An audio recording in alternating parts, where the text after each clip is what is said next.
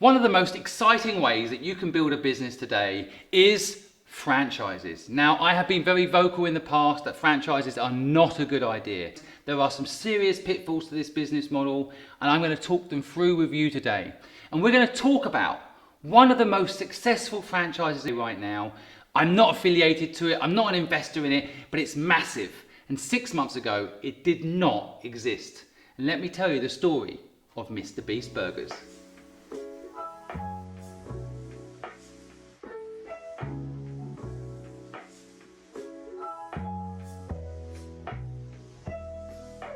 So you've probably all heard of MrBeast, and if you haven't, stop watching this video and go watch some of his content. It is mind-blowingly good. And I think that his attempt at building a new model in franchising and building a new type of business is worth your time to understand. So let me go through it with you.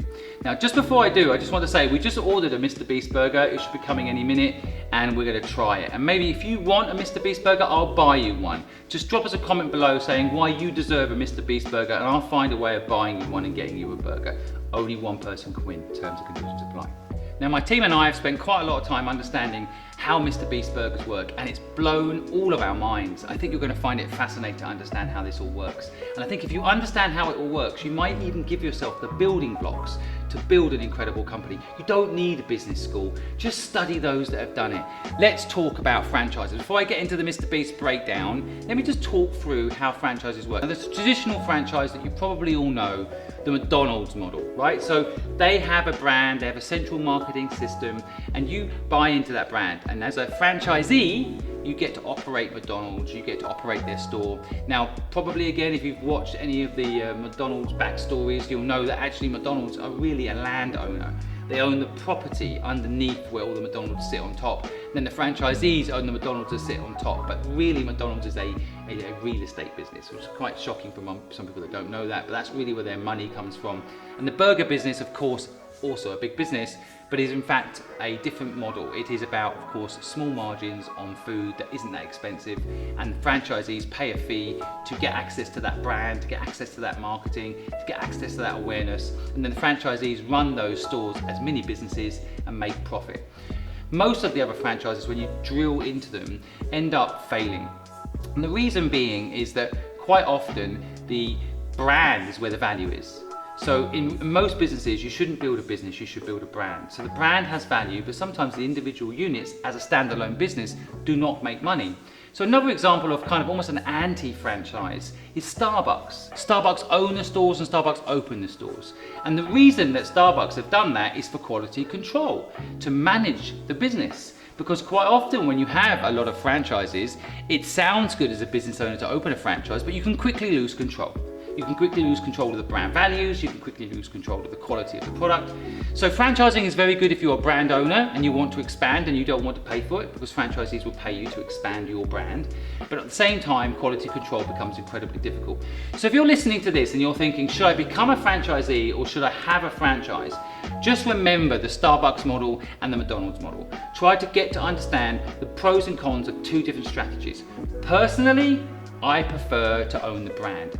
Now, at the end of the day, all of these business models have their strengths and weaknesses, but I really believe if you want to build a business you love, build a brand, and if you really want to make it scale, then be patient, invest in it yourself over time, and actually don't bother with the franchise model. Now, there is a new player in town. There is a new way of doing it in town, and that is the MrBeast Burger model. It is fascinating. Let's get into it. Oh, hold on a minute, my phone's ringing. Hello? It's Deliveroo, folks. Okay. You can't deliver to Hampstead. Right. Okay. Where can you deliver to? So folks, so sorry about this. It's the Deliveroo trying to deliver the MrBeast Burger, and apparently they can't deliver to where we are because it's too far away from the store. Okay. No, I'm talking to the camera, not you. No, it doesn't matter. No. So yes. Where can you deliver it to? You can get to Camden. Okay, there's a post box on Royal Crescent Street. Can you put it on top of the post box and we'll come and get it? You can. Wow, good service. All right, leave it there. Don't worry, I take the risk. Thank you. Thank you, bye. Let's go and pick our burger up from the post box. Here it is, we got it. Let's go see what all this hype is about.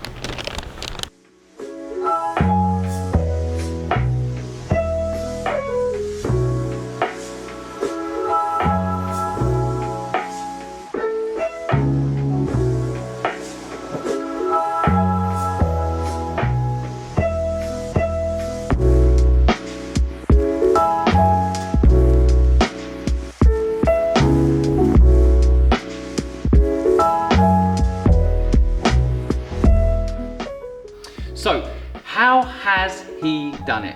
Now, if you don't know what he's actually done, he's pretty much built a burger brand overnight that is global. I'm in London right now. There is a London MrBeast. There is a Bangladesh MrBeast. There is, of course, a US MrBeast Burger. It is huge. Now, I know what you're thinking before I even get into this. Of course he can build a brand overnight.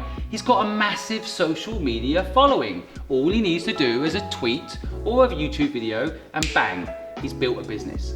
But actually, he is risking his brand. He's risking his present revenue, his present multi-million US dollar revenue by building this burger business. I promise you, if you were a fly on the wall in the decision to do this, there was more people in there telling him not to do it than do it. Because if he does it and it doesn't work, he tarnishes his reputation. So in the lesson, I want you to take away straight off the cuff, it's not, hey, he's got loads of social media followers, so that's why he can do it. But think of the risk. Think of the risk he's willing to take. That's why he's lucky. That's why he's successful. And I want you to have that. I want you to realize whatever you think you've got, you need to risk it again. Because you won't be successful unless you do. And here is MrBeast. The reason he's got millions of followers is because he takes risk all the time. It is a chicken and egg scenario that simply starts with taking a risk to make an egg. So, what is he actually doing with MrBeast Burger? Well, first of all, he's super clever. He isn't building a franchise model in the traditional sense, like I mentioned earlier, where you get partners. And he's not building it in the Starbucks model where he's building it out himself. He's doing something in between. He got a partner on board who basically helped him source over 300 restaurants to work with. Underutilized restaurants that perhaps weren't as popular as his brand could be under his social media management. And he said, look, start making our burgers for us. We're not going to build restaurants, we're not going to sell you the franchise, we're going to work with you as a partner and share the revenue of this new push out, this new product. So it's really clever. He went to the market that already existed and he said to them, let's work together. He didn't build like a traditional franchise does, one brand, one store, one model, and then sell it to hundreds of thousands of people like McDonald's did. Or he didn't do it like Starbucks, where Starbucks built one prototype, made 4 or 5 stores work, and then start rolling them out over the next 20 years. He did it overnight by working with people. I call this model the 1 + 1 = 11 franchise model. It's my saying, I'm gonna trademark it, so don't steal it. And I absolutely think it's the future. It's collaboration. Don't think about things in a bubble under the traditional 2 models. Why not think about how you can scale by partnering with people that have scale? So that's what he did. He partnered with people and had scale, and yes, he did one video, a couple of tweets, a bit of PR, and it's everywhere. If you haven't heard of MrBeast Burger, then I don't know where you're living, but it's not Bangladesh, it's somewhere really, really remote. And I think the bottom line here is that you must take a risk if you want to build a business. You can think differently. You don't need money to do what MrBeast just did. You needed to think, you needed a strategy, and then you needed to take a chance like he did. And I think that's the future. Now, what does this mean for you? Tell me in the comments below what you're up to and what your business is about. I bet you can scale by learning one of the 3 models we've just talked about. The McDonald's model, the Starbucks model, and the new invented 2021 model, the MrBeast Burger model. So which model do you think is going to help you scale your business? Which model do you think you could employ to start your business today? Let us know in the comments and we'll be really interested to see if we can help you make it happen. Our mission here at the Purposeful Project, my personal mission, is to help you start and grow a business and help you for free. We never charge anybody to help them. Whether it's a one-on-one mentor session or our webinars or these videos, it's of course all free. We don't want you to pay for what we think should be common knowledge. And we spent a lot of time doing this video today, breaking down how MrBeast worked.